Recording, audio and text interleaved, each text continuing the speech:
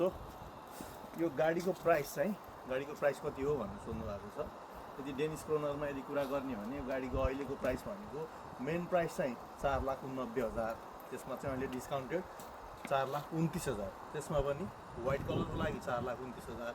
यदि तपाईँले ब्ल्याक अथवा अरू कलर लिनुभयो भने प्लस 15,000 हुन्छ होइन। अनि त्यसमा उनीहरूले टायर दिएको हुन्छ, समर टायर मात्र, फेरि तपाईँले उन्डे टायर लिनु पऱ्यो, त्यसको प्लस 40,000 भनेपछि धन्न तपाईँले चाहिँ गाडी लिन चाहनुभयो भने व्हाइट होइन नर्मल अरू गाडी लिन चाहनुभयो भने लगभग तपाईँको 5 लाखको घेराघेरीमा पर्छ। 5 लाख भनेको कति हो त, अब नेपालीको हिसाबमा कुरा गर्ने हो भने लगभग 1,10,00,000 हुन्छ भने युरोको हिसाबमा यदि कुरा गर्ने हो भने 65-66,000 हुन जान्छ यो गाडीको अहिलेको हिसाबमा। यसका फिचर्सहरू के छ म तपाईँहरूलाई चाहिँ अर्को भिडियोमा बताउने छु भने प्राइसको हिसाबले यदि डेनिस क्रोनरमा यदि कुरा गर्ने हो भने अन्डर 5 लाख पर्छ अहिलेको हिसाबमा टायर शुद्ध गरेर।